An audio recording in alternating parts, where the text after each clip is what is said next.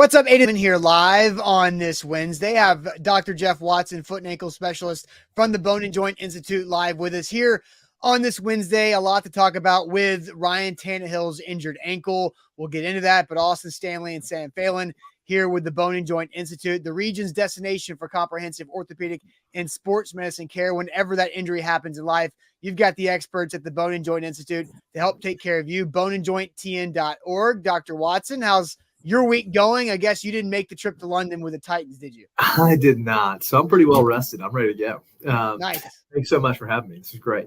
Absolutely. So Ryan Tannehill had a couple of sprained ankles last season.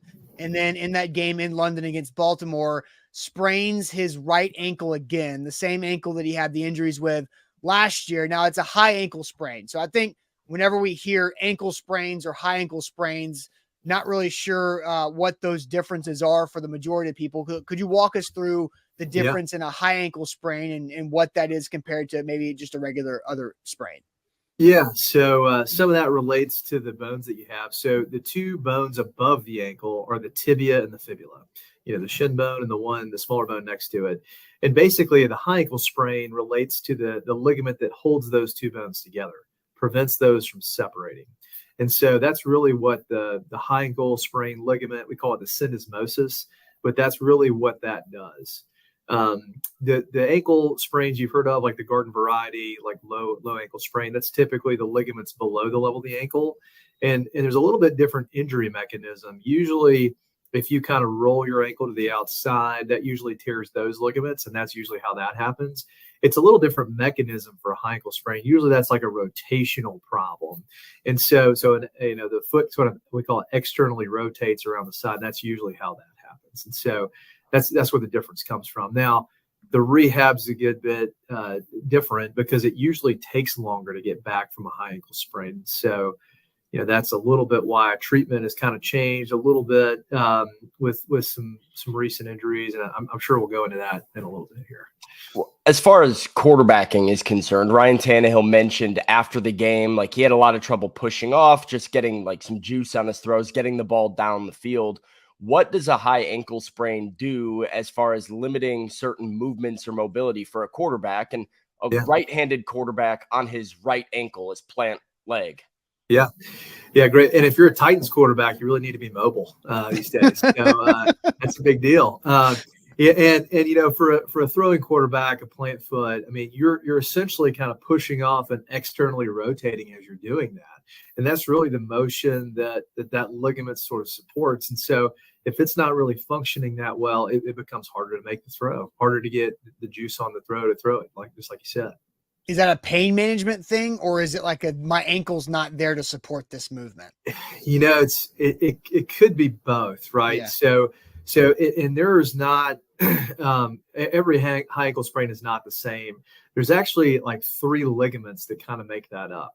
There's a ligament in the front. There's a ligament in the back, which is actually the strongest. There's also a ligament that kind of goes in between. And so, if it's a high ankle sprain where you just tear the front, well, that's usually pretty stable and that person's going to get back a little quicker.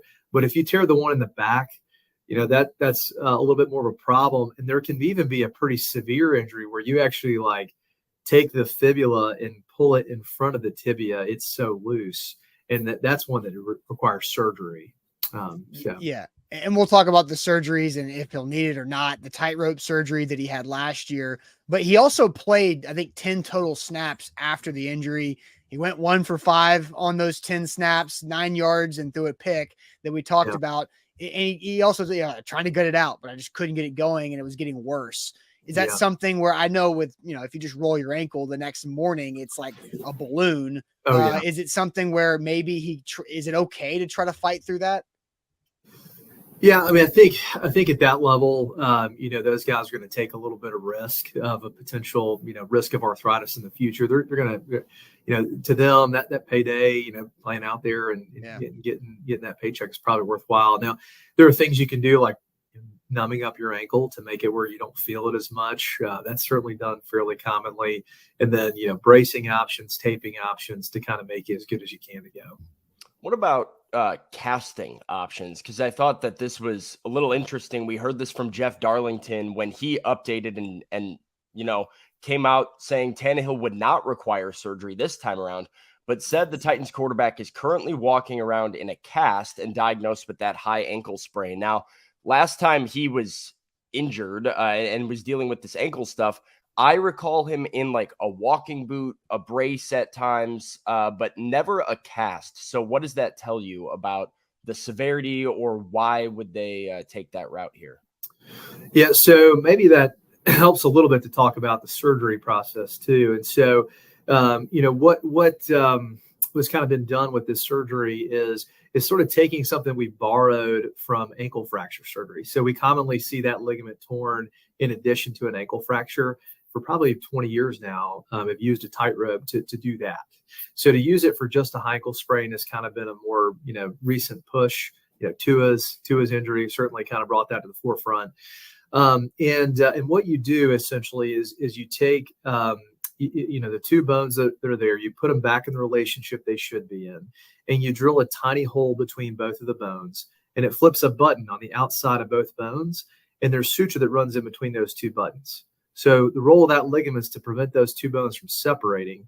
And so if you've got those buttons on the outside sandwiching that together, that's sort of recreating what the ligament's doing for you. And so you're kind of using that, 8 layers of suture to sort of recreate and do what the ligament does. So if he's already had that surgery once, he kind of already has a permanent suture, a check rein to kind of stabilize that. So you don't really have to reset it potentially. It just sort of injured the ligaments, and really you just needed to scar in so you can get back to playing again. And so I guess the cast helps limit the mobility so it can start scarring faster. That's the most you can do to immobilize somebody for sure. Keep it just as still as you can. Can you have that procedure done a second time on the same ankle? Yeah, the hard part is that there's already a hole been made, and so if that device fails, like it pulls through the suture or something like that, and you would need to have it done again. The problem becomes you would have to have like a bigger button or something like that to fill the hole. So oftentimes there's a little bit of wear to that hole to where you would need a bigger button to sort of cover it to prevent it from pulling through. It's just not great. A bigger hole in a contact athlete is a risk for fracture. And so, oftentimes when you do that surgery, you'll put a plate in as well to kind of protect it, to shield off that area so that it doesn't break through there. So, can be done, but probably not advisable in a contact athlete. When you look at a quarterback that has had that surgery before and then now suffering from a high ankle sprain again, how does that affect the timeline for a return? Does that typically make it quicker or a longer process to work through? As long as that suture is still doing the work it's supposed to, you got to think that that's probably a quicker return, because it's like having a little rebar in there, so to speak, that's probably still somewhat functional. So I would think that timeline would be a little bit quicker without having looked at his MRI or knowing exactly what his injury is. But I would think that'd probably be a little bit quicker recovery relatively. So the MRI should show whether that suture is still in there doing its job the right way. Yeah. I mean, really, that's probably more of a functional test, actually. Like, this is one where, an MRI, you kind of suspend the foot. There's no real stress applied. An X-ray, if you could have him put weight on it and take an X-ray and those bones stay in the relationship, that's probably a better marker of, is that suture doing its job? And then the MRI, you can kind of tell, did he just tear the front ligament or the back ligament or both? How severe is the injury? To what degree did he tear? Yeah. And then, go ahead, Sam. Sorry. Well, outside of like coming back and being afraid like to work through the pain and maybe not have as much function as you would like in that ankle, what are the re-injury concerns here? Is it contact specific, or could this cause a bigger problem for Tannehill down the line just from like being on his ankle and running around on it? Yeah, I think the return to play, like him getting back too quickly, is that going to risk him injury later on? I think that's probably more just playing through the pain, and pretty small risk of re-injury again to kind of set back his timeline of getting back. But, sort of bigger picture, what does his ankle look like in 10, 15 years? Because he had the injury, I mean, there is some risk to the cartilage there that may develop arthritis at some point in the future. But I think that's more of a risk of the injury than it is necessarily returning too quickly. Yeah. And I know Georgia fans that might be in the area are learning about this tightrope surgery all over again, too. Brock Bowers, All-American tight end, having that. I saw that report. He could be done for the regular season. Now, I've got my eye on Tennessee, Georgia, that's just under 5 weeks away. And I know Tua came back really quickly. Cedric Tillman, a Vols receiver from a year ago, had that and missed 6 weeks, I believe. After a tightrope surgery, what's the typical expected return for a skill guy like a tight end, wide receiver, not a quarterback? Yeah, that's a really interesting conversation because that's something that, to be honest, return to play has been a little bit of a gray area of medicine, and we haven't really put hard numbers behind it. One thing that's fascinating about Tua's injury was how they progressed him back. And so they actually put accelerometers in all the shoulder pads for all the players. Mm-hmm. And so you can see how fast each player would accelerate, forwards, backwards, side to side. And so they had those pre-existing numbers prior to his injury. And then they felt like once he could get back to that acceleration, front, back, side to side, he was okay to return.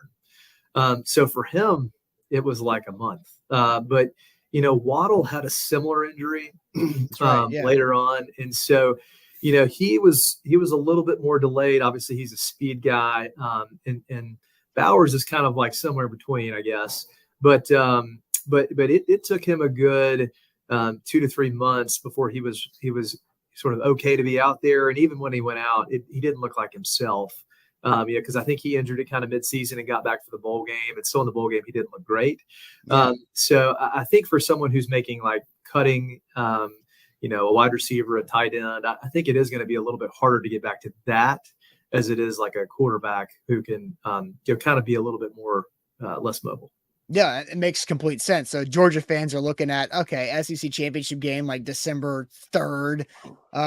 They're trying to three-peat for the first time ever, and they're thinking late December, early January. That's kind of pushing it there. It's pushing it. Yeah. As a Tennessee fan, I feel good about that. I'm not rooting for anything. I don't want anybody to get hurt. I think Georgia. I like our odds in Knoxville now. We'll see. We'll see how that goes.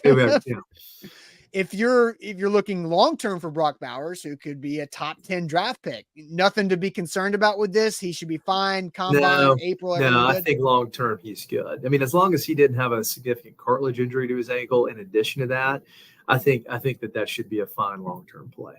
Well, the Titans in their past, they love taking valued picks coming off of injuries in college. And maybe the Titans can finally get a Georgia draft pick to work out the right way.